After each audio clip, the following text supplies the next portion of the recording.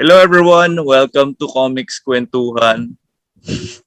Parang weird nag-prepare ako for Comic-Con interview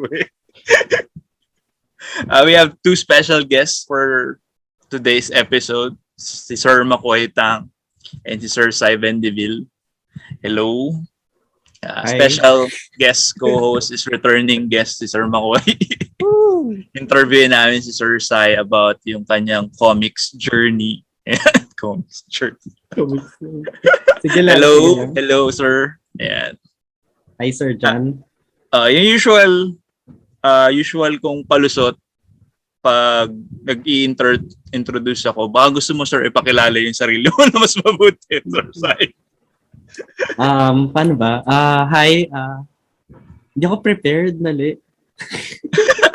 Na-pressure ako bigla. Sige, so hi, ako si Sai. Paano ba? I've been doing comics for like, anong year ba nagsimula ako ng comics? Hindi ko na maalala, dali. 2013? 2013. Around 2013. Comic-Con, nag-Comic-Con kami. Tapos, you were part of a group nun, no? Yeah, tapos kasama ko si Tristan tsaka si Milo. Si Milo. Tapos, what was the name of your group nun? Dali. I'm trying to remember kung may nauna pang name kasi QC company yung QC. Oh yeah. QC yun company, yung parang eventually naging name niya. Hindi ko lang maalala kung parang may nauna ba. Kasi parang naalala ko parang pinag-usapan pa namin kung ano yung name eh. Kaya lang that was like almost a decade ago. Almost na. Ilang taon na. Tapos ayun, I released I think Monokuro then. It was like I think 20 copies or something. Tapos dali, introduce yourself so dapat mas in general. Sorry. Yeah, sige. Sorry, medyo scatterbrained. Dali, in wala general namang format tong usapan ito. Dali, gusto ko lang ng in general. So, I'm Vendivil, freelance artist. Incidentally, same time yung pagsimula ko ng art career dun sa pagko-comics ko. So, I guess incidentally na pag-mention ko, it makes sense rin. Tapos, ano ba? I've generally survived naman from doing freelance work, commission online. Malaking bagay actually sa akin yung online presence, which is something I built up over the years. Hindi naman totally nag-freelance ako the entire time. Nag-studio work rin ako. I worked at Toon City for like a few years. Tapos when I came out, parang online commissions. Kaya lang at the same time, I still dip into like studio work, ganun. So, yeah. I think sa community in general, I'm not sure if ako lang may vibe nito. Kaya lang I feel like people generally think I'm the furry guy kasi I draw anthropomorphic animals a lot. So, yeah. I think around this time, mas marami nang nag-out na they're doing it. Tas nasa community rin. Kaya lang, I remember directly ikaw yung one of the first. Well, pero si Josel was doing anthropomorphic before then. Yeah. Like we could talk about that later kung inspiration naman pag-uusapan natin. Kaya lang yun, that aspect of it is basically one of the bigger things why nakaka-persist ako sa pag-freelance, to be honest. Kasi, I mean, it's a good market online, to be honest. So yun, I'm Sai, and I do furry comics. Yun yung summation nun. So, well, I'm checking yung mga old registrations. So 2014 was the first time that your group registered. Okay. In Comic-Con. So yan, aside from QC Company, I don't see any other name. I think that's yung first iteration ata ng group. Yun nga, unless it was, a different name. Kaya lang, I won't contest kung hindi ko na rin maalala. So, how did you start with your comics? what pushed you to make comics? As a kid kasi, I'm not sure kung weird, kaya lang, I've always drawn, kaya lang I've never thought of like doing art as a career. So in terms of like comics, stuff like that, I really like doing it just because.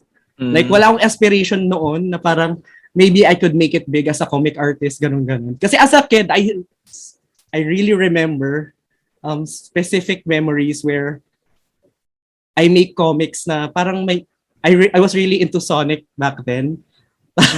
Sonic. Okay. Yeah, hindi pa malaki ang internet noon, so I wasn't able to like, have my own Sonic face online na hindi ko na matatanggal ngayon. So thankful.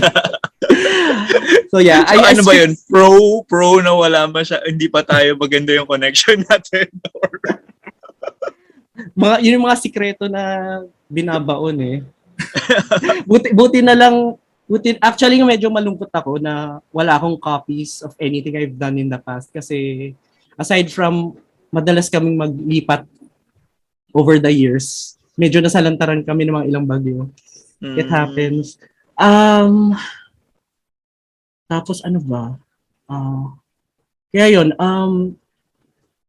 I remember, kaya lang I was really into comics pa rin kasi I like nung the DeviantArt days, I always make comics. Kasi may mga things sa DeviantArt groups where parang lang siya, you join a group, tas you have to like have an OC. Tapos you interact with people, tas a big portion of it is, or big portion of activities ng groups na yun is like, the only way to make characters interact naman is like through comics and stuff like that. So that was one way na talagang nahasa ako in comics. Kaya lang it wasn't anything serious. Tas ayun, yun nga, so I wasn't really thinking about art. I did consider it nung college, kaya lang, to be honest, walang strong push. May pull away from it. Kaya lang walang strong push towards comics or art. Ay, sorry. So hindi ka nag-fine arts? Hindi. I graduated computer science. I don't regret it. Kaya lang, ayun, nung mayroon ng office job, may friends pa rin ako na are active in art kasi nga may mga nasa DeviantArt pa rin ako, ganun. Kasi yun, it was actually Milo. He invited me nga to join Comic-Con with him and Tristan. Actually, I found another entry sa registration that you registered with Salimbal first. Yeah, sa Limbal. Yeah, that's hindi, ganito yun. Medyo layered yung entrance ko into the comics scene.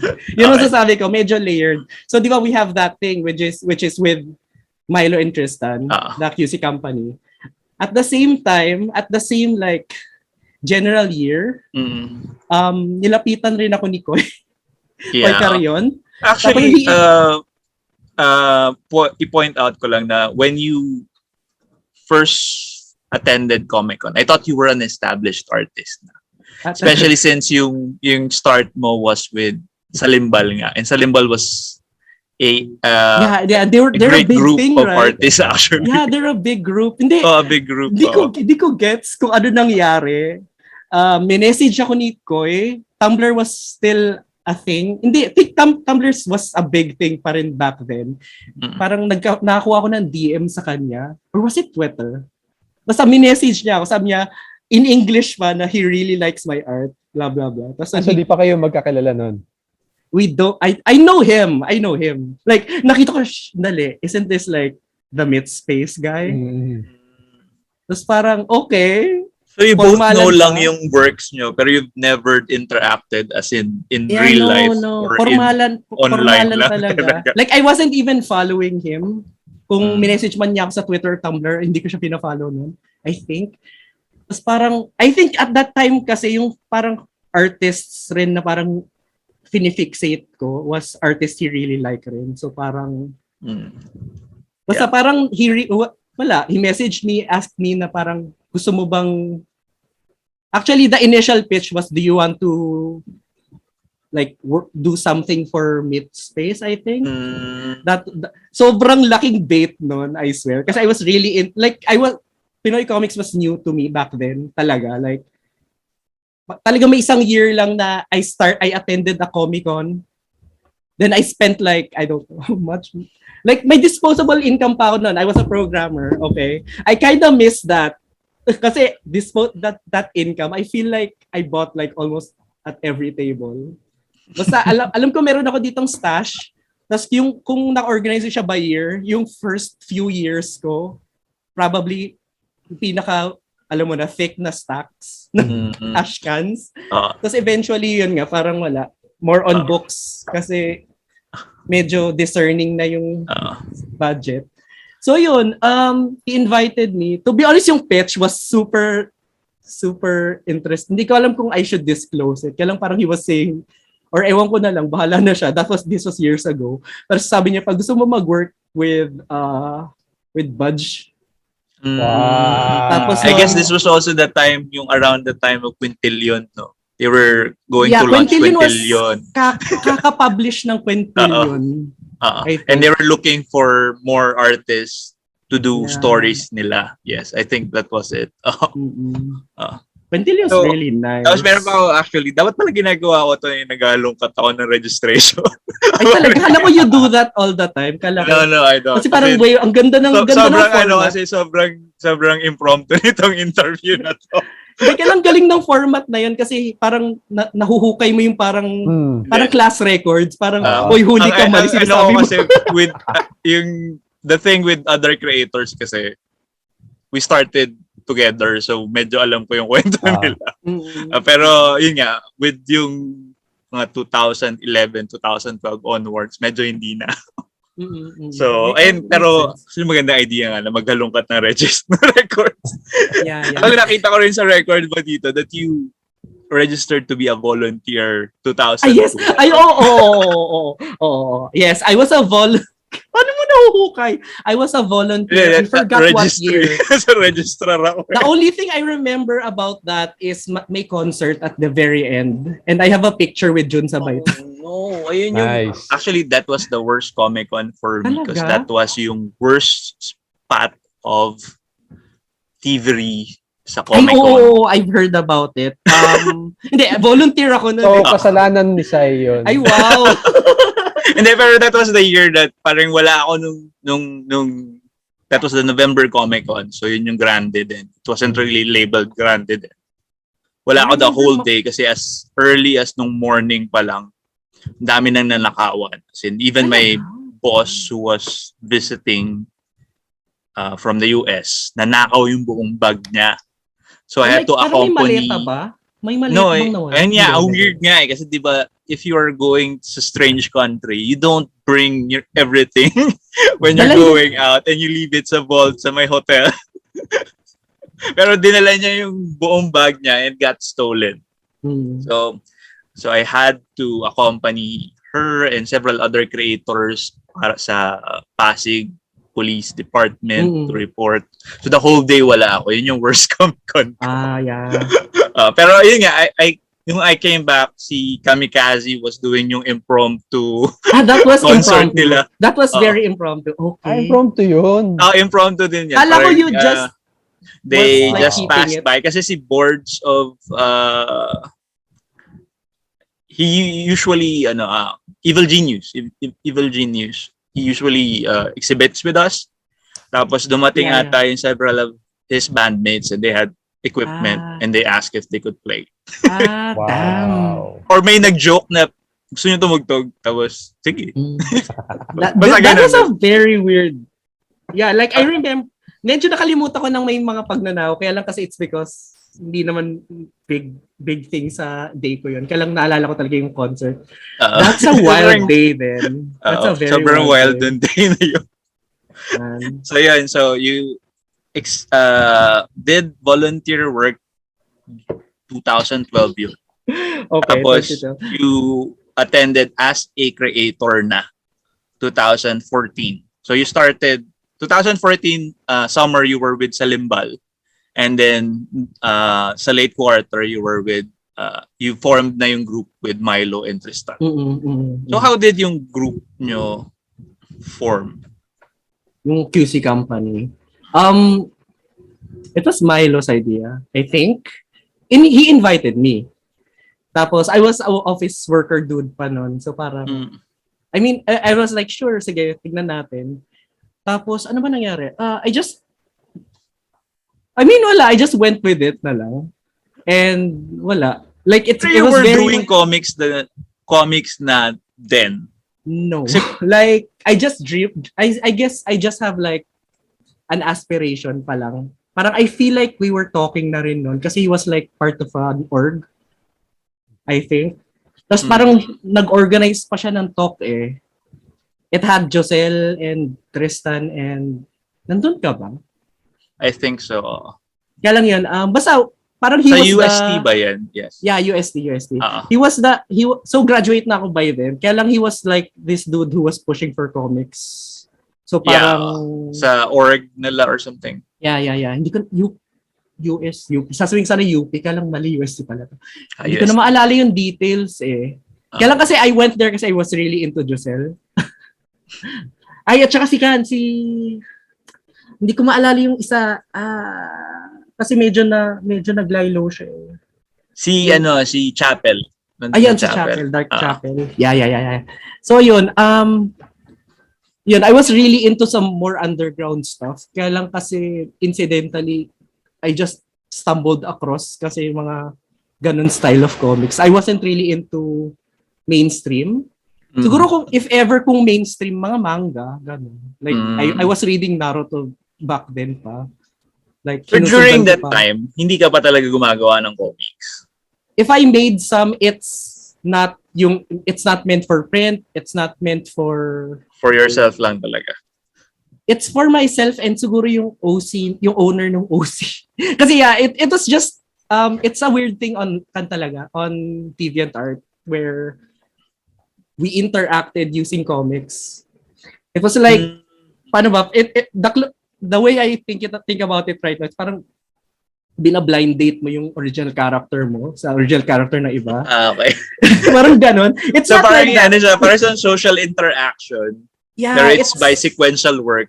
Tapos hindi kayo, pero yung mga characters that you made. Yeah. Okay.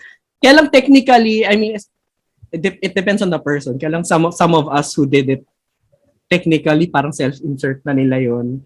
Kasi, I mean, it was really common sa mga groups na yun, yung tipong they were like having drama kasi parang hindi na appreciate characters nila and in extension sila parang well, it's weird. The internet back then was weird. Ngayon it's way weirder. Kaya lang parang it's weird. Gosh, wala lang parang DeviantArt pa yun like wala pang Twitter, hindi meron na kaya lang it was in its infancy pa. So parang hindi pa ganun talaga it's like may mga bubbles lang na nagdadramahan mga tao dahil lang sa mga characters nila. Ngayon kasi parang nag-aaway na sila over like mga fan fiction stuff, mga ganun. Na-create mo na ba si Pos nun? Okay. How do I start talking about Pos? Kasi Pos is... Kasi I came from UST, so I've drawn a lot of anthropomorphic tiger characters. Sige. Makes sense now. Sige. Hindi, kasi I was part of an org. Tapos publication kami. So, I think yun yung parang yun yung pinaka-core na simula. Kaya lang hindi pa siya Pos noon, hindi pa siya... Basta everything about him right now, hindi pa nag-exist aside from the fact na I've drawn tigers. And I developed this interest in tigers dahil sa alma mater. Tapos, I think comfort character ko siya nung nagtatrabaho na ako sa animation studio. Like, it was definitely also because of Zootopia. So yeah, a lot of yung formative na parang design or basta yung formative na parang inspiration sa kanya was definitely from Zootopia kaysa UST. Kaya lang it's like, paano ba? I don't want to use I don't want to use an analogy na medyo okay, basta naghalo sila and they formed yung general idea ng character that I went with. Kaya lang, before then, I wasn't really thinking of him as like a comic character or a mascot or anything. Kasi parang comfort character lang. Like, if I feel stressed out, Parang I'll draw go-to him. mo lang siya. Yeah, parang muse, I guess. Kaya lang actually yung character na mas matagal ko nang nasa isip ko and siya yung ginawan ko ng comic at the very start talaga is yung character na Monokuro. I don't think people remember him by his actual name. People usually refer to him Si as Monokuro. Yeah, si Monokuro. And I don't mind kasi to be honest, medyo like in retrospect, medyo shinove in ko lang yung name, which is yung name niya is Momiji. Kaya lang to be honest, medyo detached na ako kasi it's been at least 5 years lagpas since I've touched yung ideas ko doon. So it's like, inisip ko rin what if I just change everything about it. Kaya lang yun naman, a character that I made since high school yun. So, siya yung inisip ko talaga na kung gagawa ko ng comic, maybe I start with this kasi it's simple, it's action-oriented naman. It's just, cute animal doing swordplay, ganun. Tapos yung challenge lang na dinagdag ko doon was like, hindi, ang main reason is I didn't want to write dialogue kasi I was really afraid na medyo na hindi mag-work yung dialogue ko. Kasi parang hindi pa confident talaga sa writing ko nung time na yun. Tapos ayun, I made a wordless action comic and to be honest, nung una siya lumabas, ang comment sa akin is masyado siyang muddy. Ay, dali. One more thing na nakalimutan ko sabihin is I've known Kajo since I was a kid. Friend siya ng pinsan ko. So, as in, nung kahit baby pa lang ako na nahawak niya na daw. Tapos parang he's trying to remember kung nauntog. Like, nauntog niya ba ako or something. Hindi ko na rin masabi. So, di ba lumaki ka sa Nueva Ecija? No, QC boy ako. Kaya lang my family came from the province. Okay. My dad Nueva Ecija, my mom La Union. Kaya lang, for some weird reason, I never want to... Like, doon ako lumaki nung simula until kinder or something. Tapos Very formative years mo talaga dito na sa QC. Yeah, may malay ako QC na talaga. At dito rin kayo nagkita ni Kajo? To be honest, siya nagsasabi noon eh. Hindi ko na maalala eh. Hindi, I swear. Alam ko lang nung medyo elementary or high school, I've seen him a few times. Kasi may sister rin ako na fine arts. Basta it's medyo muddy na memory. Ang masasabi ko lang is, he was also like one of the people na nilapitan ko nung parang I was like considering comics na. Tapos parang, sige, try mo, blah, blah, blah. Tapos parang nung nagawa ko ni Monokuro and I had it printed, pinakita ko sa kanya. Sabi niya na, naman, he encouraged me naman. Kaya sinabi niyang marumi pa to. Parang gano'n.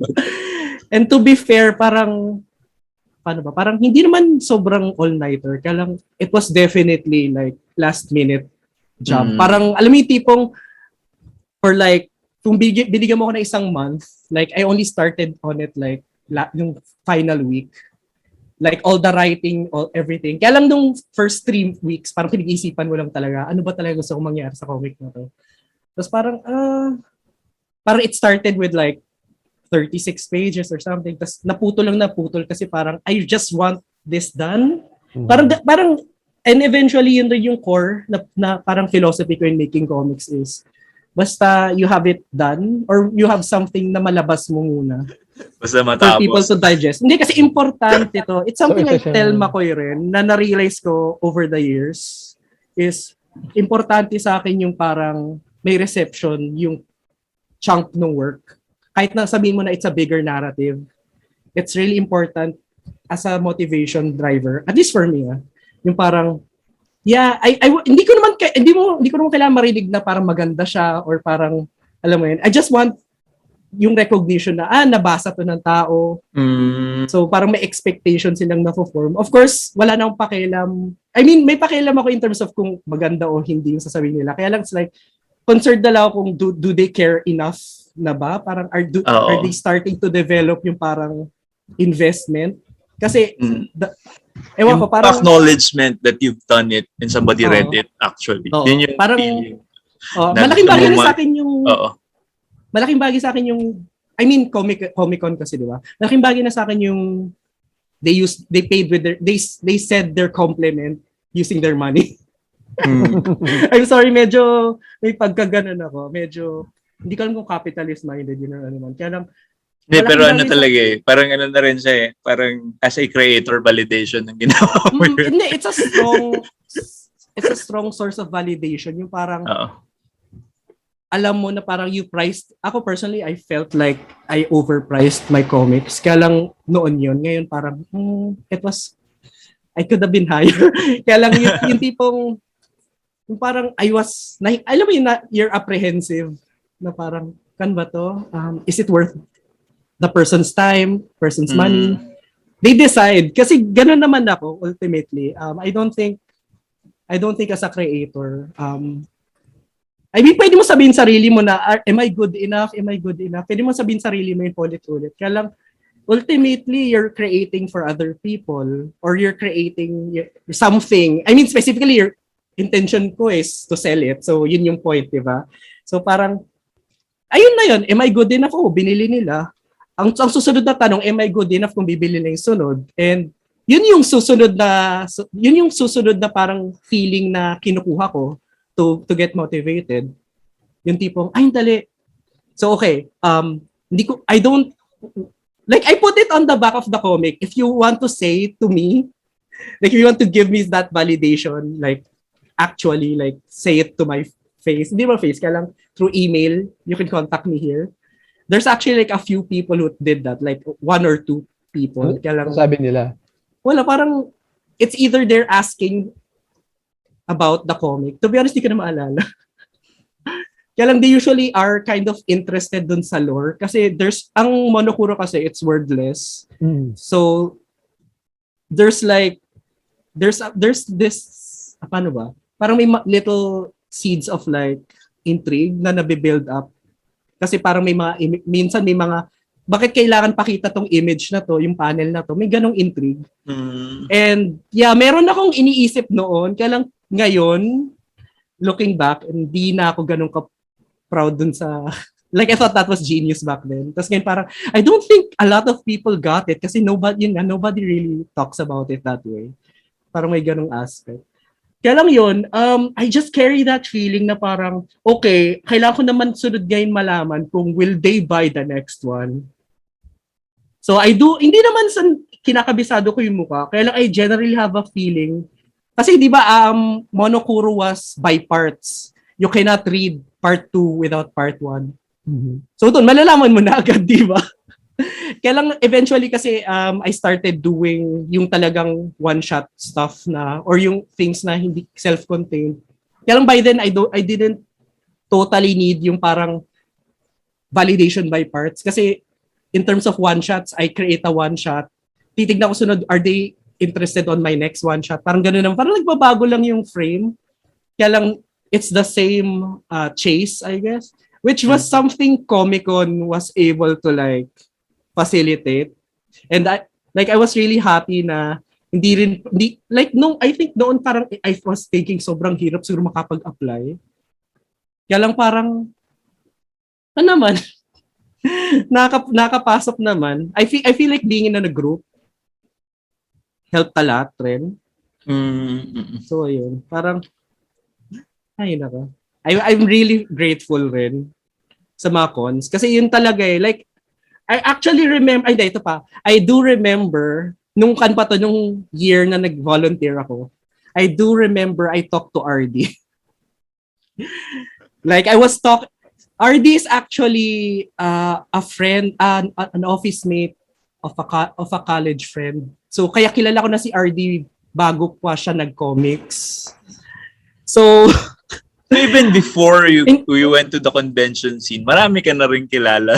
Yeah, kaya it's because of the internet basically. Kasi alam mo na, kaya lang to be honest, I didn't really know as much rin. Parang may general people ako na kilala, like kunyari kilala ko si Albert or from like K-Zone, ano pa ba?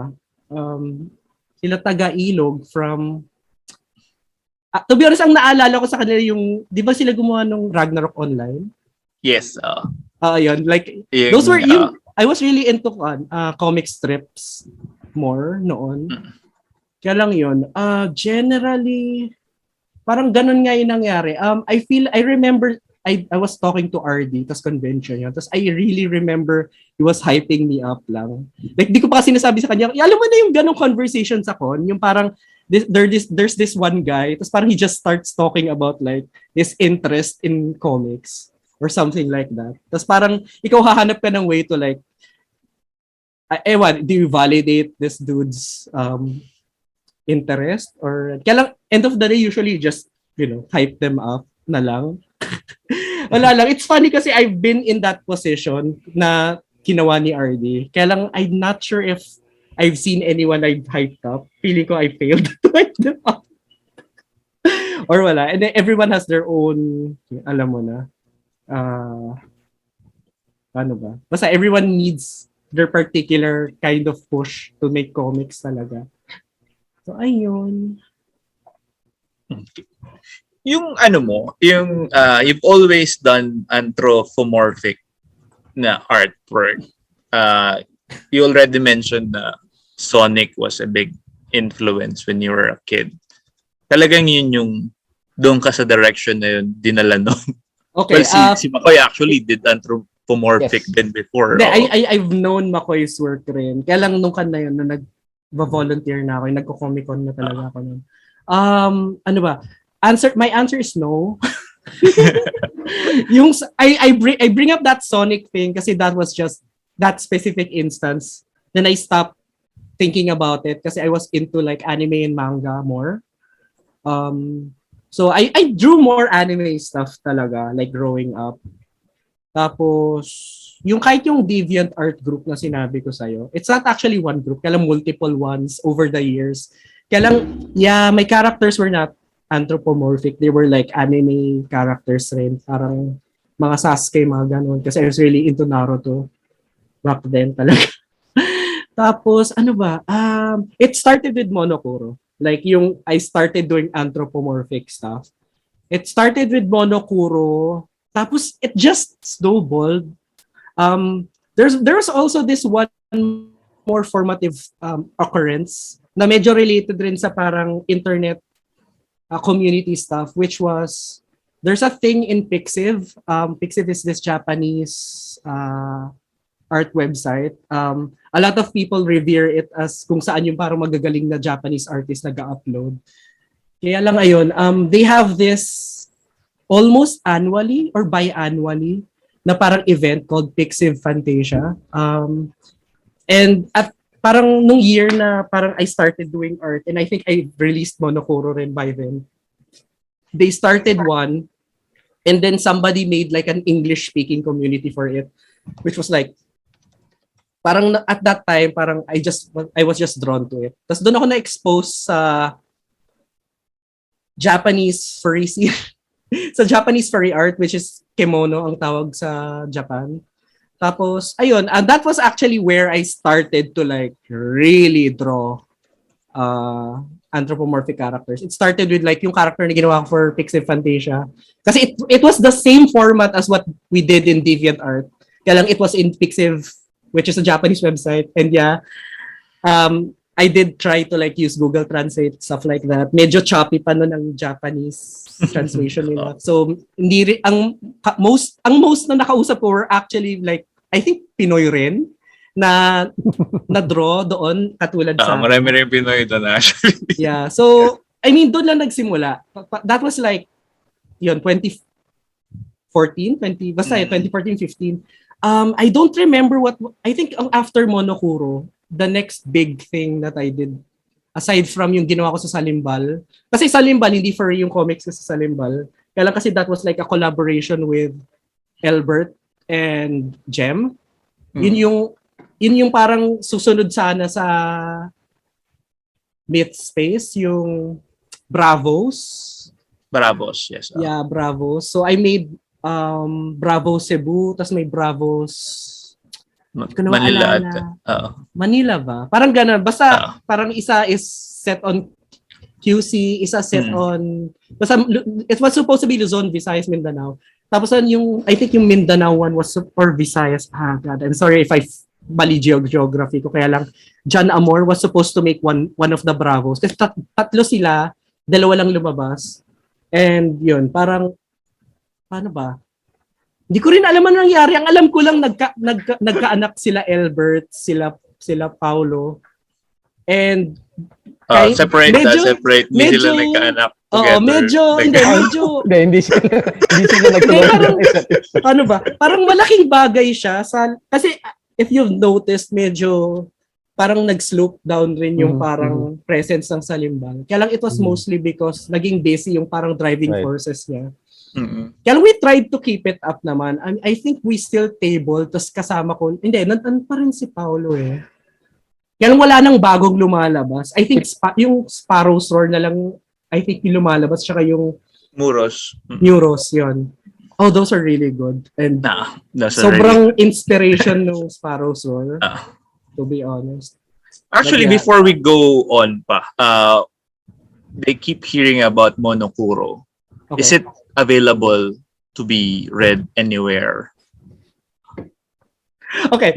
Monokuro, yung first ever issue niya, it's available on my website lang. It's a version of the comic na napukpok na ng revisions.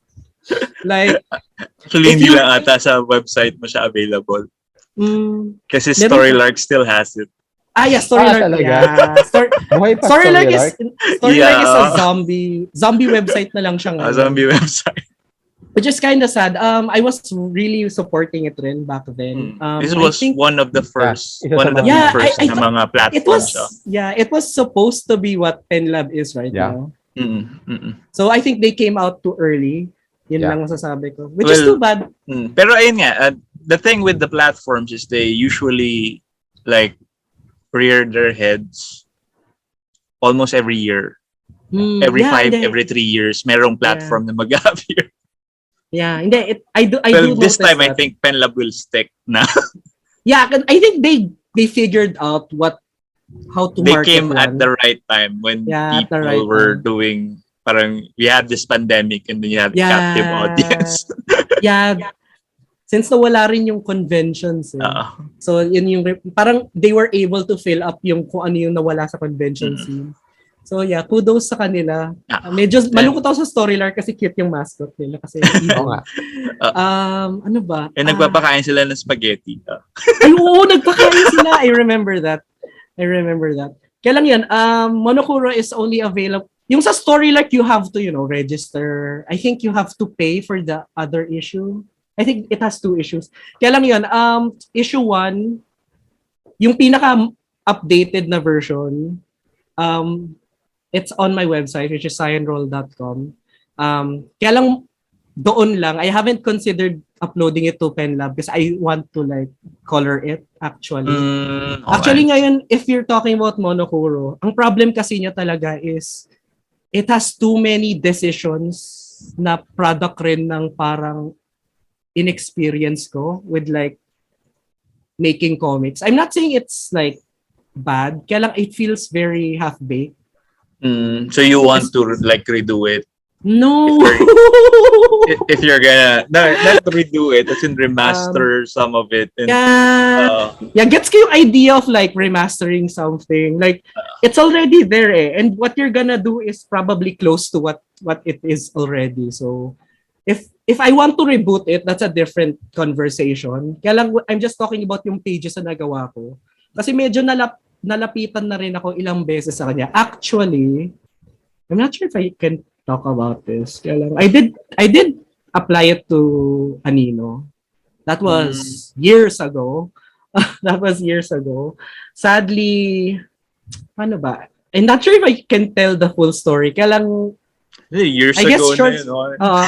Hindi, kaya lang ang short story na lang nun, I guess, is it almost was able to be published. Kaya lang, ang huling hurdle niya was like, it wasn't, I mean, from the name itself pa lang naman, di ba? It sounded Japanese. Parang it wasn't a very Filipino title. And parang they were afraid lang na baka, alam mo na, parang they were really more into like Pinoy identity muna. Sana ginawa mo na lang Manong Kuro. Manong Kuro. O nga, parang, tas wala pa rin ibang nakalagay, no? Parang, or lagyan ko lang ng baybayin. Kaya lang baybayin on art noon wasn't very Hindi popular. pa uso nun. Kaya lang yun, So, medyo similar with Makoy. Si Makoy hindi rin tumuloy. talaga? Hindi tumuloy o hindi pinatuloy? Hindi siya mismo hindi tumuloy. Hindi. Ako kasi talagang Ito yung perfect segue sana kung dito si Sir RD eh. Wala eh. Hindi, kaya lang, ano na ba? To be honest, Monokuro, ang problema ko rin sa Monokuro is yun nga, it has a lot of firsts in it. Na it both hurts to return to it. And I feel like I still owe it a bit of like love. Ang aspiration ko na lang sa kanya, nung nagawa ko na storya, whatever that is, I'm not 100% proud of it. Kaya lang, I do want it to be at least be compiled sana. So yun na lang yung aspiration ko. Actually, so, like, yung next question ko eh. Kasi if you would be re-releasing a compiled version na. Yeah, so yun nga, we remaster it kuno.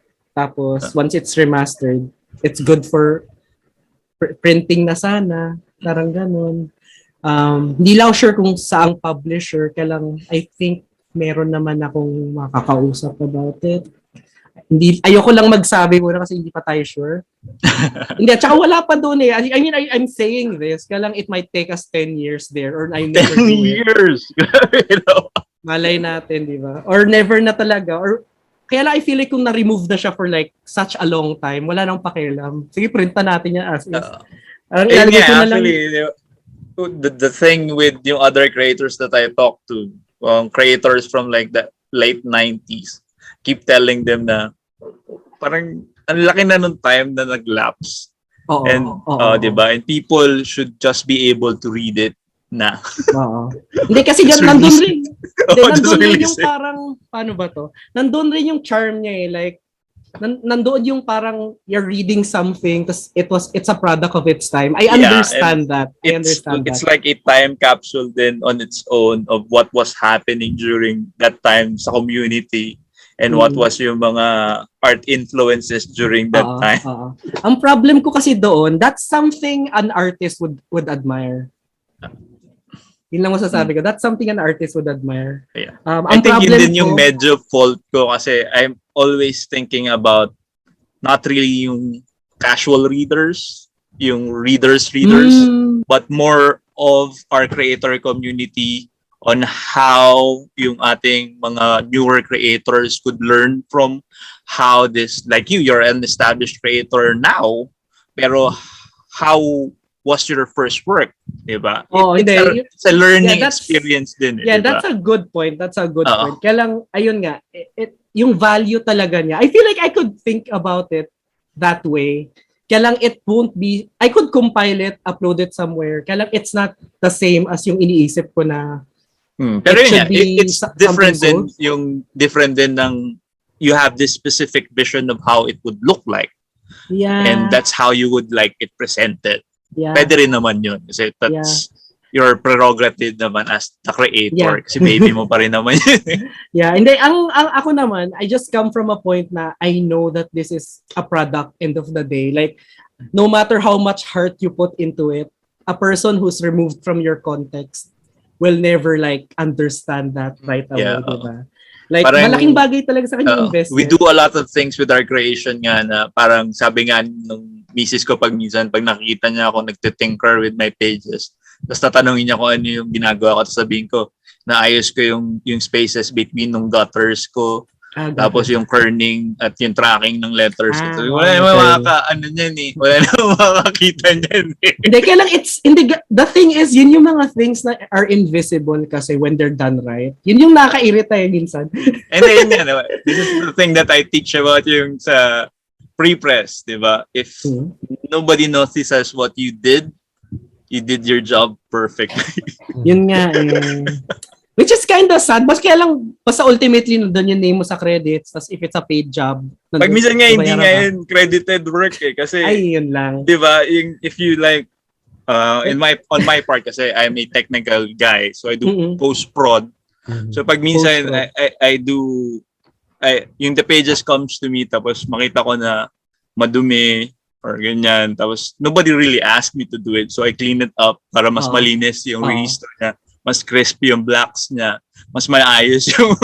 Hindi ka lang, it feels nice eh. It feels kasi nice diba, eh. I kind of understand that. Kasi ako naman, I'm more of a feeling guy. Kaya lang, yun nga, as someone who can read, who went through like a programming course, medyo na-drill in din sa akin yung parang cleanliness of, well, it was code. Kaya lang, alam mo yung parang it's gratifying to tidy up a work talaga eh. Kaya lang, ayun.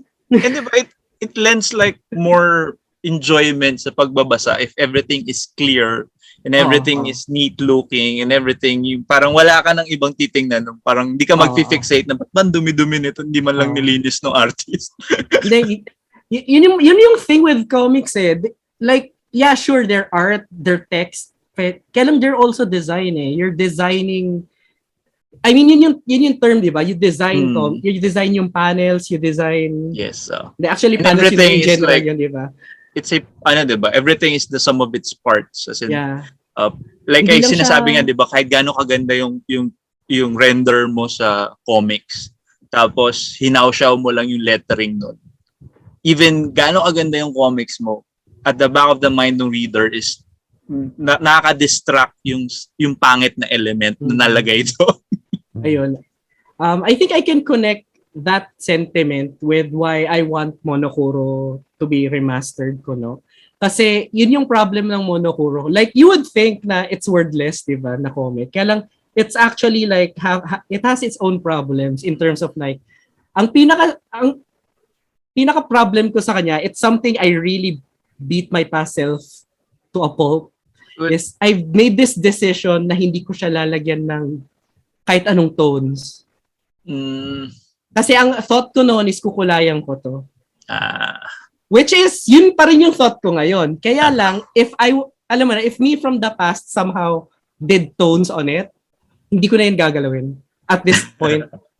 So yun. So nag-leave ka kasi na opening for something for future site to do. Sa project hindi kasi natin alam yung future. Like, to be honest, I was thinking about Monokuro. I didn't really have like big, especially when you're starting out with your career, you don't really have like big projects, big demanding things, eating up your mental space. Yes. Like, yun yung something na na-realize ko when I switched from a programming job to like full-time freelance artist is yung creative juices mo are at odds talaga. Like, it was something I never had a problem with when I was a programmer. Yung thought na parang, gusto ko mag-drawing, kaya lang, alam mo yung gusto ko magpahinga. Ano pahinga mo? Drawing. Ano yung trabaho mo? Drawing.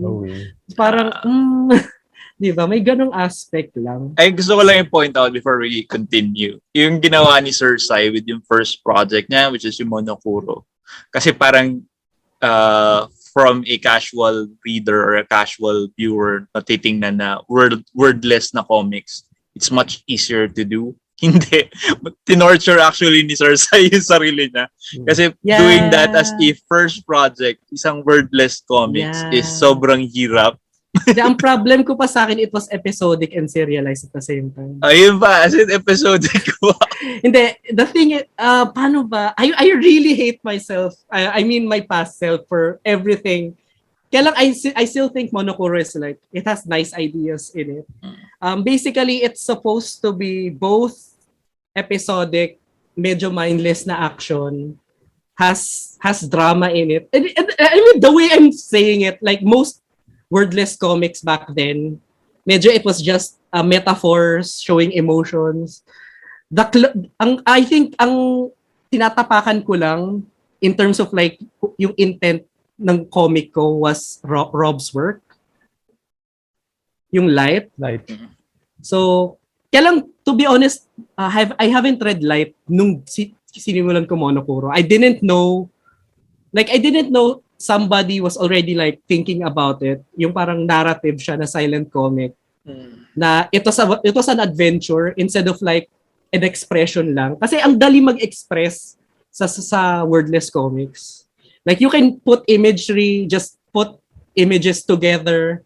Tapos parang it sorta just describes yung emotion na gusto mo ipakita. Sure. Kaya lang kung narrative yan, like you have to like show this character, establish mo siya sa setting, establish mo yung motivation niya, gusto niyang gawin, conflict niya without without any text. So na-appreciate ko rin how much text saves time in storytelling. Exposition, no? Yeah, exposition and the way kasi you can just literally make a character just say something off and that, you know, that builds an intrigue. Sa wordless comics, you really need to like create patterns within the comic. And then you need to break it in certain ways for people to like, wait, dali, is there anything important in this panel? I say this, kaya lang I'm not sure if I did it effectively dun sa comic ko. Kaya lang something, ewan ko kung, I don't have like a way to show it right now, I guess. Kaya lang Monokuro started for like, it was like 18 pages, I think, or less. I think it was less. Kaya lang, the next comic, which was yung second na Monokuro, it was 2 parts. So I was able to do it within a year. It was like 36 pages. Tapos yung sumunod, I was able to make 4 kasi. So yung first was like, 18 or something. Second one was like 36. Medyo feeling ko magigets mo na yung pattern. The third one was like 42. The fourth one was like bordering 64 pages. Yes. And I do have a script for the fifth one. And it was like 120. Game of Thrones mo sarili mo. Hindi, kaya lang Pero parang ano yan, it's a pitfall that yung mga gumagawa ng serial or yung chapter books fall into. Like, I know a lot na nag-start na strictly for 5 issues, 6 issues lang yung gagawin nila. Pero by the 6th issue, parang quadruple size na yung 6th issue nila. Hindi, kaya lang ang defense ko naman doon is I was using Monokuro as a, ano ba? I was learning through Monokuro, basically. Tapos, wala, I just realized na aside from may ambition, nag-develop yung ambition ko as a creator, nare-realize ko rin na how much art does, yung exposition, how does the story need? Kasi every time I look at the older stories, I always feel like, this part, I think masyadong iniklian ko yung portion na to. Parang ganun. Kasi ang problem talaga ng wordless comics na narrative is it really needs a lot of pages. It really needs panels. Kasi yun yung words mo yung panels So sometimes you might need you just need to like taste it. So sa estimation mo, if you like print it right now, how many pages would Monokuro be? Dali. It would at least be 100 plus. Without yung fifth one na hindi nag-exist. Nasa lang siya, nasa Google Docs lang siya. It took me like... So it's still unfinished. You still have to do yung last one. It's not the last one. It's just the installment. I was building up to something So if I wanted to finish yung build up na yon, I would have to make a 6th one. Which kinda sucks. Kasi that probably is like 200 pages or something. Hindi naman. I'm not gonna do that again. So, if I ever go back to Monokuro, definitely, i-reassess ko muna like the entire thing. Kasi if I ever release it, I am thinking about it as a product. It should have something new. Maybe so just this is show. why you're doing one-shots right now? Ganito yun. medyo talagang a lot of the things I do in the comic scene is really informed with like how my life is, it's shaped by my life basically. when I did Monokuro, I wasn't really thriving in freelance. So I had a lot of time to think about the character, Monokuro. I also did a few other comics aside from Monokuro at around that time, which was yung Wonder Bearing, which is still, I still don't get it. It's still more successful than Monokuro. It's a one shot about a bear. It has 3 short stories in it. It's like 24 pages. I think it outsold every issue of Monokuro. Aside from the fact na siguro painted na bear yung nasa cover, I'm not sure why it sold Ano more. rin naman yan, di ba? If you like do something, yung baby mo pag minsan usually yung hindi. Parang si panganay. You don't really know how hindi. the market would react to whatever you release. So basically, if we're talking about babies, yung panganay, yun yung gusto kong maging patok. Kaya lang parang Di ba? May mga ganun tayong projects na tapos you just scratch your head na bakit itong throwaway idea ko is yung mas sikat kaysa dito sa thing that I've labored so hard for. Hindi ko na maalala iba kung ginawa. Kaya lang, I feel like I've definitely done like one other comic aside from Monokuro kasi nasusuya rin naman ako. Kaya lang, things started to change after nung fourth. Yung fourth kasi, that was actually the time I gave up freelancing. Kaya siya mahaba rin kasi I was like I quit freelancing sa studio kasi I wasn't really successful in it. I moved back sa province. So I did have tas parang I think the fourth story involved a lot of it involved going around like a valley. Basta it was definitely related rin to like yung situation ko at that time. Tapos parang after kasi noon like bigla akong tinawag na naman ng studio. May malaki daw project. And wala, doon ako talaga na-latch on na sa studio work. And the thing is with studio work is it's very, paano ba? Let's just say it's really hard to have like extracurriculars. Let's put it that way. I want to be nice. It's really hard to like do anything on the side. Like, so ang nangyari, naging script lang yung fifth one. At least na-script mo na. Yeah, I was still able to make comics. As I've said, Pause, yung incarnation niya that I think was yung pinaka-formative na I called him Pause. The reason he's named Pause is literally because yun yung pangalan niya, yun yung title ng comic. It wasn't because I was thinking, itong character nito Pause ang pangalan niya. It's literally because walang pangalan yung character. I never thought about the name. And the name of the comics is A Moment of Pause. So I made A Moment of Pause when I was like really busy with working at an animation studio. And what I just did was so literally a moment of pause talaga siya. Yeah, it's like a break. A break talaga siya. Yeah, like literally, yun nga, like I said, talagang I used this entire character to cope with like the stress of being in an animation studio. There are like in the comic itself, there are definitely like nods to like the fact that the character is working at some office, tas it's art related somehow. I tried to not make it like myself. I really didn't want the character to be like ayokong self-insert siya. So I tried to give him like his own thing rin. Kaya lang wala. I mean, most of the inspiration nung comics so naging sort of autobiographical pa rin siya. Kaya lang ayoko kasing parang si Josel magaling sa ganun eh. Pero si Josel, yung magulo ang buhay niya, tas magulo rin yung comics niya. Pero ikaw, parang sobrang hectic ng buhay mo, pero yung moment of pause parang parang small slices of life yung mga focus. I mean, it is a moment of pause. Hindi, I guess it was my attempt to like put order to like medyo weird kasi minsan yung mga nangyayari. Tapos parang dahil sa sobrang stressed out ka, it's either ikaw na rin mismo yung rason kaya nagiging absurd yung situation.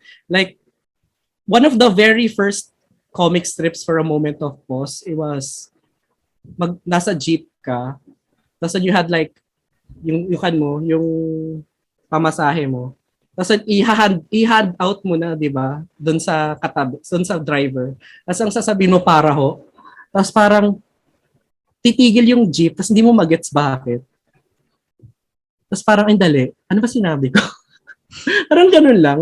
parang it just stemmed from that. I think that was the very first trip. Tapos parang I processed na parang maybe I could do this as a webcomic. And it was a webcomic for a while. And then I stopped posting kasi parang it was tiring to think. Ewan ko, this is weird for me I like kasi ba sinabi ko na earlier na parang I really like yung motivation na parang you're like getting reception from other people. Di ba? May ganun ang sinabi. Kaya lang ngayon, sasabihin ko naman, I made this webcomic and I got tired of posting it. Kasi ang problem naman ng webcomic is it's too regular. Yun yung problem ko. Kailangan pakainin. Yeah, you have to like post weekly or something. So it felt like a chore na rather than dati na you were, yun nga, break mo siya with, kasi parang, obligado na. It became its own job. Ang problema is I already had another job na sobrang demanding. It's supposed to be a break from your job. So, ayun. Dali, my dog's barking. Ewan kung naririnig or ako lang nakakarinig. Kaya lang, I'm just mentioning it. Kaya lang, ayun. That was a weird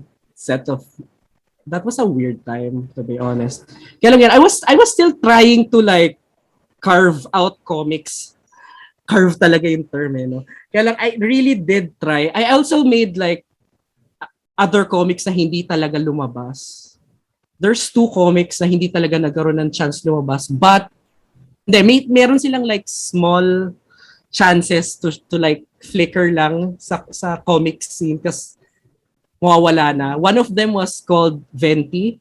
It was supposed to be more of a rom-com kind of comic. It only appeared in like an issue kasi gumagawa kami nun sa QC company ng anthology for like little comics from our members. Parang para lang ma-motivate yung members to like make their own comics kasi parang ito yung starting point mo kung hindi ka pa nagko-comics. Parang ganun yung parang conceit niya.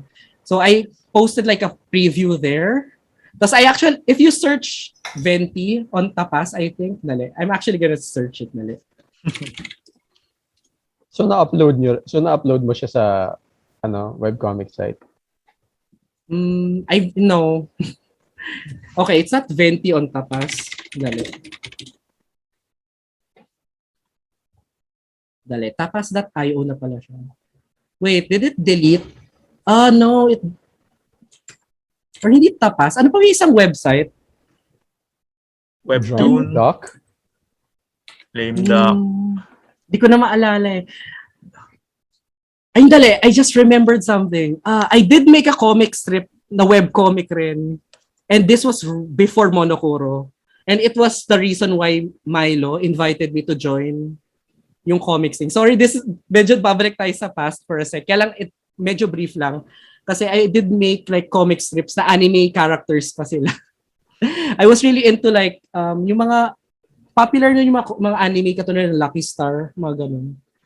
So parang I did something of my own. Kaya lang it died out rin. Kasi yun nga, Monokuro eventually was yung priority ko na blah blah blah. Tapos on going back to the present naman, ayun, aside from that, may isa pa na to this day, I'm not sure kung I really like the story. I really like the comic. Kaya lang hindi ko alam kung pwede ko siya ilabas. Kasi ewan ko if na-pick up or naalala nyo to, kailang Kajo like announced like an anthology series that he started years ago. I don't even remember what year. Kaya lang he announced it and I was part of it. Ang problem was the script kasi was not mine.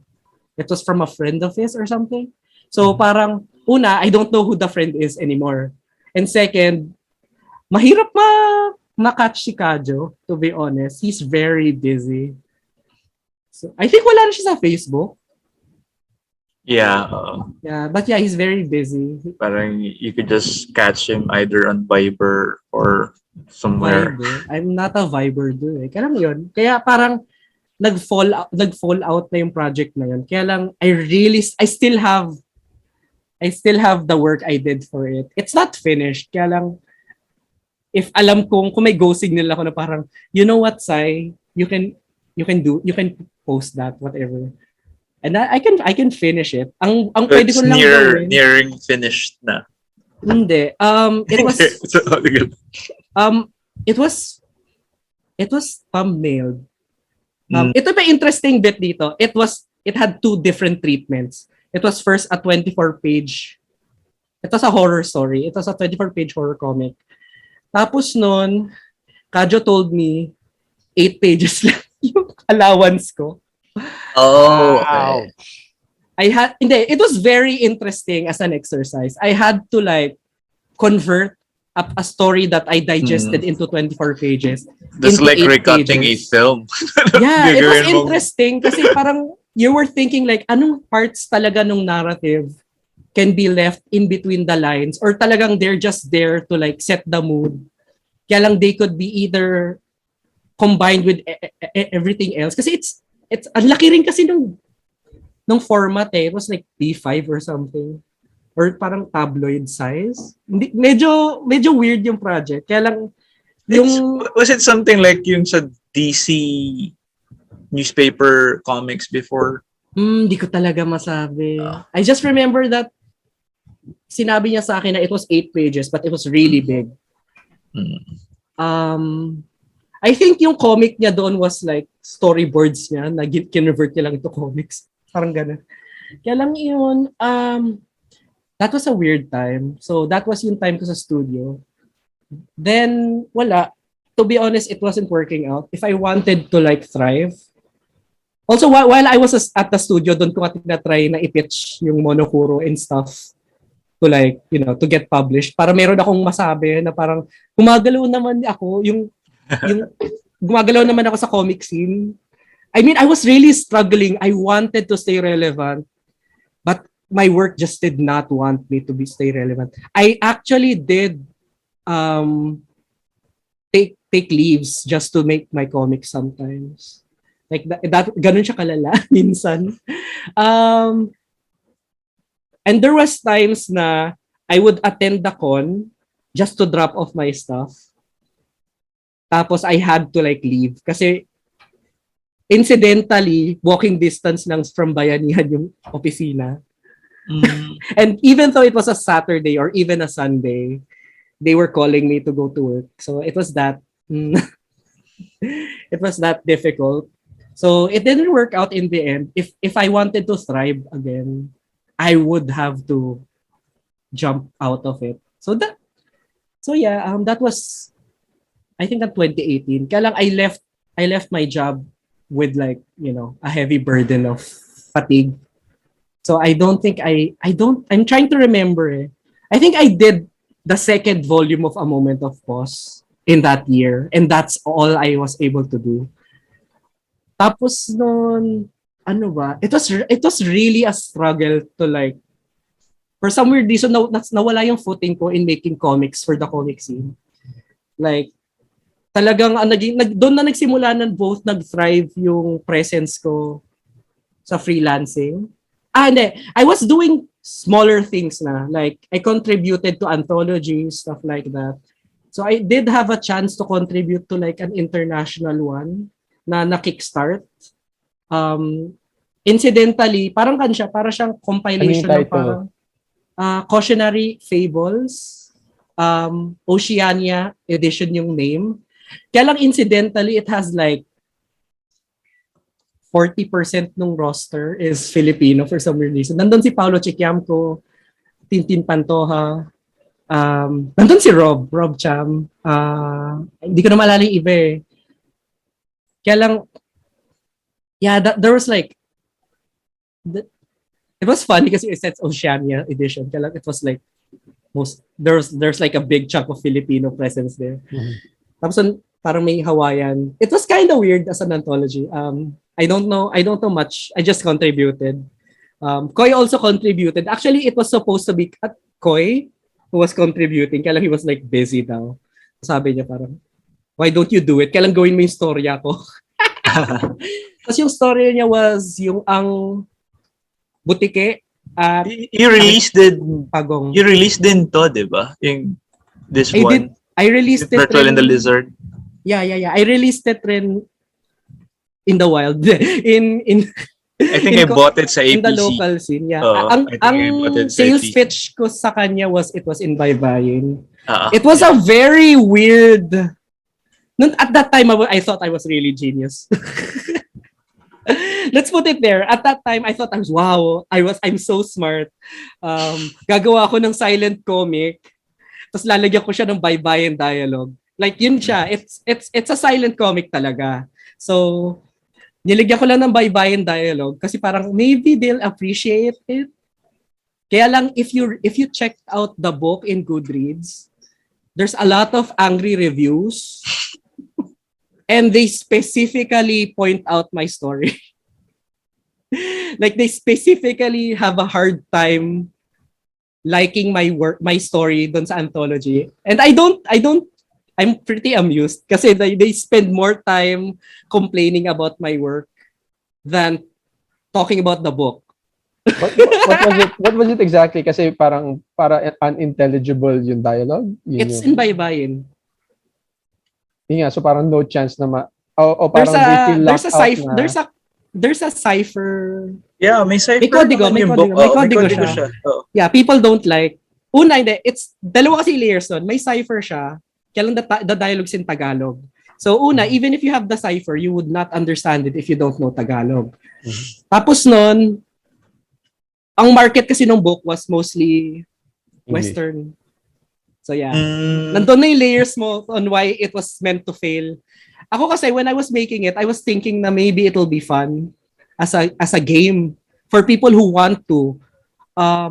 I did wish I'd mentioned somewhere doon sa parang cipher na you can literally understand this comic without reading the text. Or actually may nakalink rin doon na this is the script of the story if you really want to just read it.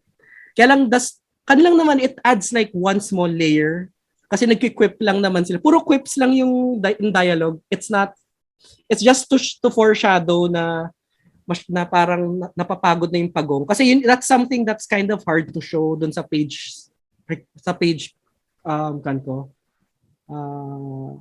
constraint, which was 24 pages. It was like, how do you show all of this? Kasi pagong lang siya tsaka butik eh. Tapos parang, how do you show yung parang progressive na napapagod na yung pagong? It's a very dark story. I had to tone it down. Kaya I didn't want to tone it down totally. And actually, I am planning to do the sequel.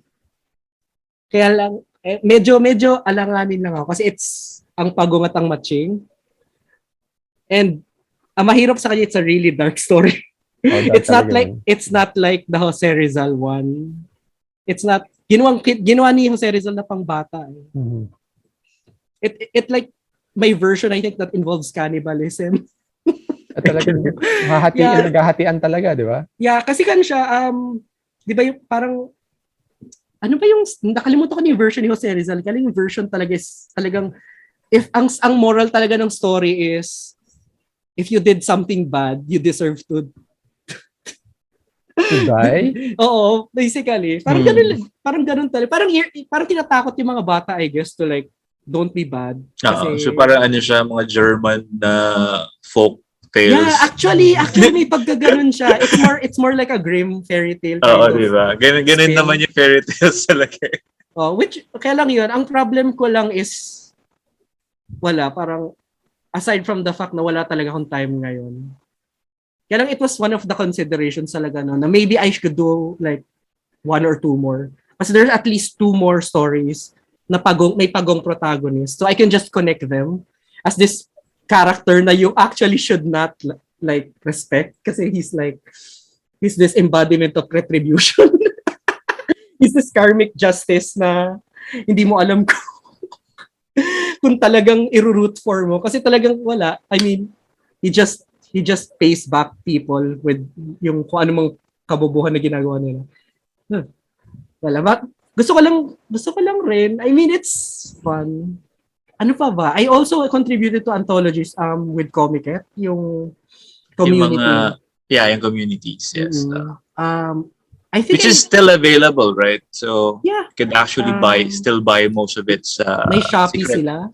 Secret HQ sa... Secret HQ. Kaya lang I think pwede mo rin, ako sa Shopee ako bumibili. Yeah, sa Shopee actually. Din ako bibili.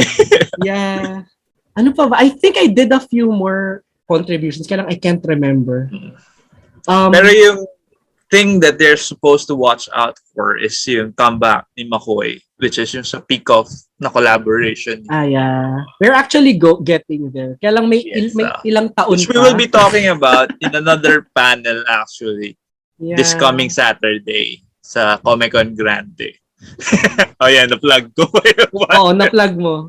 So, dali, nasaan na ba tayo? Medyo, alam mo, nakakatawa kasi medyo tinaon-taon ko na. I'm sorry kung hindi pala ganun yung format nito or anything. Yeah, it's okay. As in, I think mas okay nga kasi mas in-depth na napag-usapan yung work mo eh. Hindi, may timeline nga tayo eh. Oo. Nasa 2018 tayo. 2018. Yeah, so and I left my we glossed job. over most of the community anthologies that you were part of. Yeah, and it's small lang rin naman. It's like, nagkaroon ng open call, tapos it's 4 pages. Ano ba? There's 2 things na nangyari nung nag-graduate.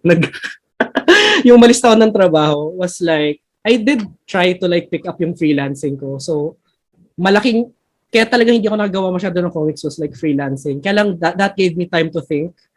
So I did a lot of thinking rin in terms of how I want to make content. I did make a project and to this day, ang only manifestation ng project na yun was a comic made by Tristan Yovienko, which was called Vagabonds. Basta we were making we're making a universe basically na parang sabihin na lang natin parang furry fantasy. parang kan lang siya, parang fantasy world lang siya na wala. I mean, it was based on like my idea of like what kind of fantasy world I wanted. And I had a few friends and wala. Medyo iba-iba yung approach namin doon sa project kasi it was very loose. I just gave them like guidelines. This is the world. This is how things work. I feel like if you're really good at Googling, and I'm not gonna give people like a way to like get started on it. I think my way to like find yung wiki. I made a wiki for it. Di ba ito yung nasa PenLab? I think you have a few chapters. It's on PenLab. It's now on PenLab. They're all previews. Kasi hanggang doon lang kami lahat. Except yung kay Tristan, which he was able to finish, which was Vagabonds. So if you want an idea of this project, it's called Anima. It's furry fantasy. I'm sorry, I'm really bad with plugging this. Kaya lang, it's a fantasy world where I guess ang central na geography niya is closer to like Southeast Asia talaga. So it's like islands, small islands. Hindi yung usual fantasy stories kasi involves like that one big continent. And that's very Western-centric na mindset in terms of making a fantasy world. So parang ang mindset ko naman dito is like, simula tayo sa Southeast Asia and go outward instead of, So parang if ever may Western elements dun sa story, like, Spaniards or whatever, they're gonna be the exotic ones. Parang ganun yung general na idea niya. Hindi rin siya super ambitious na parang, I want this to be like, one big cultural whatever. Hindi naman ganun. It's just, I wanted something that I believed in this kind of like, idea of a fantasy world. So, maybe eventually, pinag-usapan namin at nilabas namin yung preview as a testament na maybe we'll get there. We'll have time to do it. Parang ganun. So, that was like... Check out nila rin sa PenLab yun. Yeah, I really... Previews, yes. Yeah. So, there's a preview there from Mike Amante and Borge Sinaban. So, hindi ako sure kung may time sila. Kasi ito rin yung thing. It's an anthology. Kaya lang, they're doing it out of the kindness of, their free time. So, I cannot ask people to like, aim for a delivery date. Especially since ako rin mismo wala pa akong not to churn out. I did have like a script for something na pinasa ko to like difference engine. There was like competition ba yun? Ay, hindi, anthology. It was called Sound. A few Filipinos did manage to like get in. I was only able to like get through like the first screening process. And to be honest, after kasi the first screening process, they gave you notes on to like to like clarify or to improve yung story. So I did get like feedback from Budge at saka kay forgot yung name ng isang editor. So it was interesting getting like it was really brief though. It was really brief. Kaya lang alam mo na it's like the rare time somebody gives you like hindi naman like I guess meaningful na parang hindi ma-advise kaya lang like questions doon sa work parang ito yung pinresent mong story kaya lang bakit parang itong parts na to parang hindi clear or parang kailangan mo tong ayusin or this needs work or this needs emphasis blah blah blah. So yun, that's part of the universe rin na I was talking about yung anime. So that may come out eventually. I'll change it to not pander to the theme na originally part dapat siya, which was sound.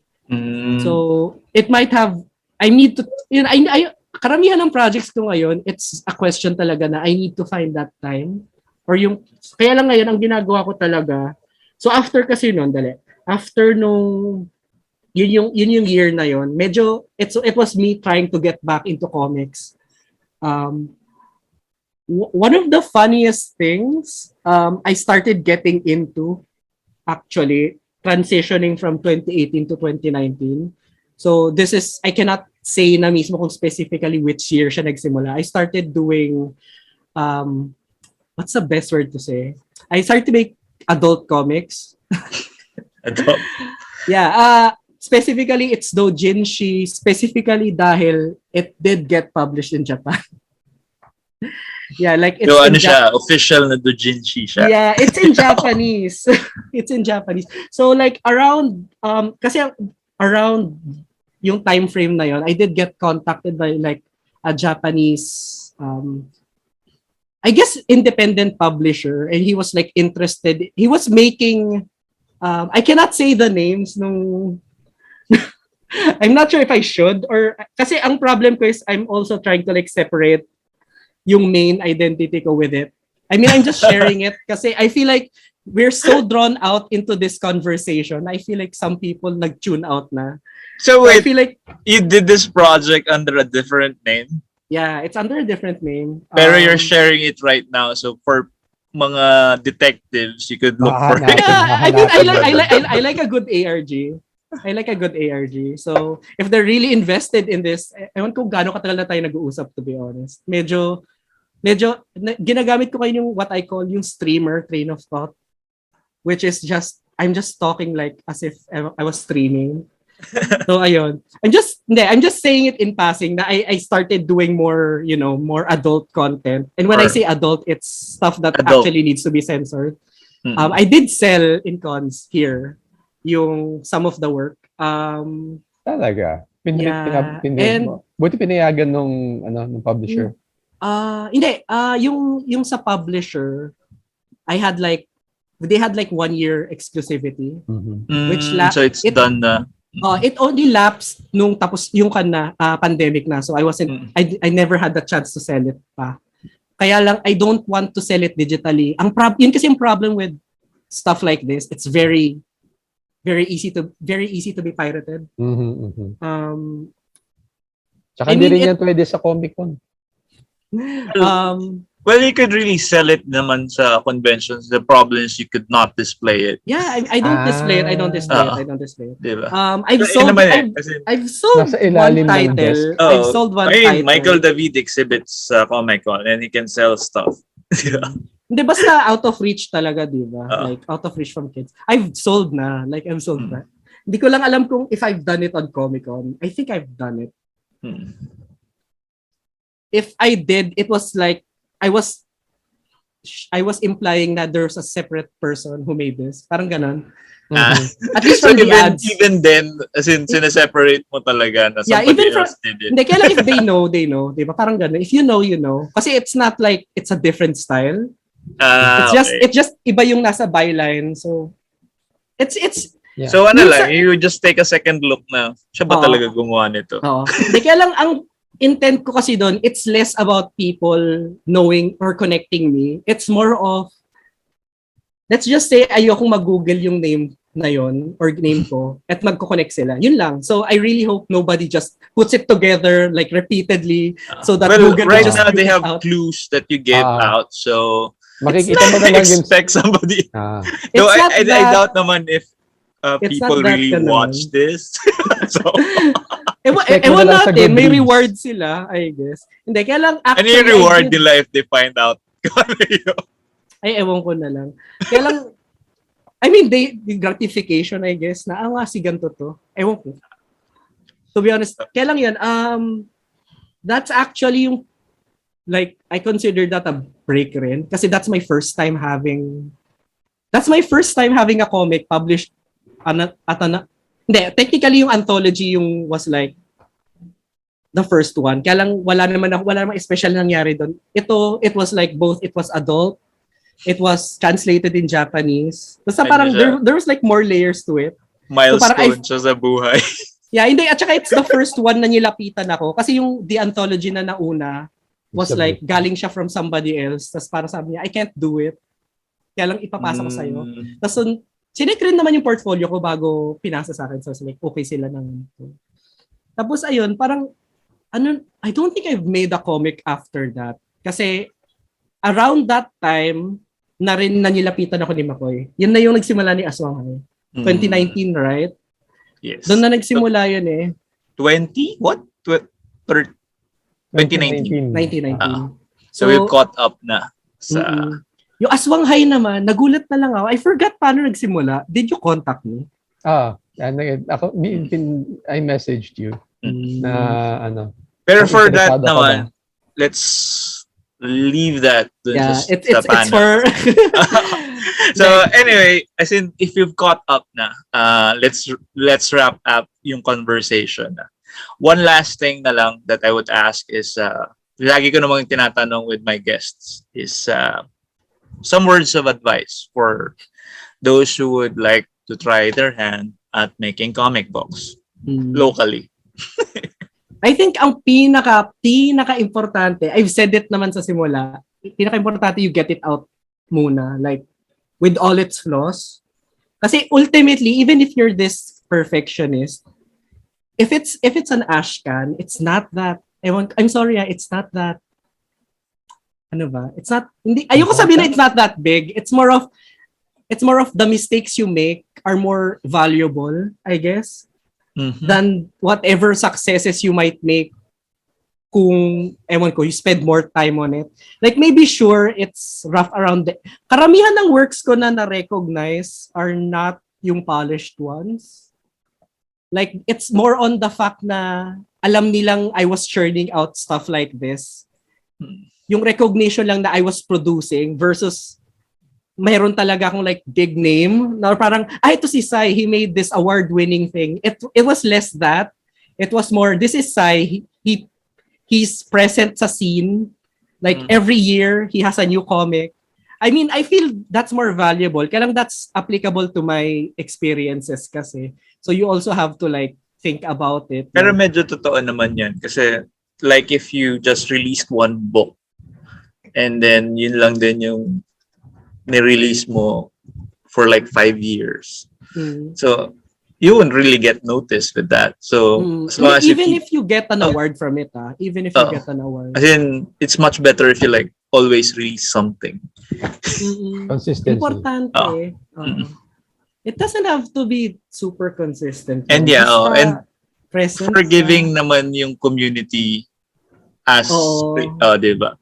Actually, ano yun eh. Dalawa kasi yung market talaga. If you would see, yung sinasabi ko na yung readers talaga, which would probably be not as forgiving. Pero yung creator community would be like, would know yung kung bakit ganon yung nilabas mo. Yeah. Hindi, at saka yun rin, speaking of community, definitely don't do this alone. Hindi, malaking bagay sa akin, I started with, yun nga, Salim Balens QC Company. Tapos noon, ayun, eventually I made my own rin na group. Kaya lang, it was more of just a table name. I used Anima sa table name. So kaya lang yun, I mean, I really like the idea talaga that nag-exhibit ako.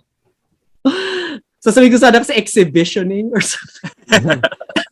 Hindi, I really like din na nag-exhibit ako with people, with other people talaga. Kaya lang of course kung mag-isa ka lang, you get the chance naman to makichika ka sana sa katabi mo. Mm-hmm. Kaya to be honest, I'm not that kind of dude. nung may mga times rin ako naman na nag-indie change ako, stuff like that.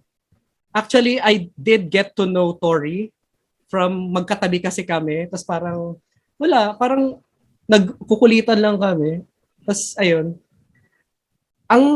Basta it's really important you just get into the scene. If you want to get into the scene, you have to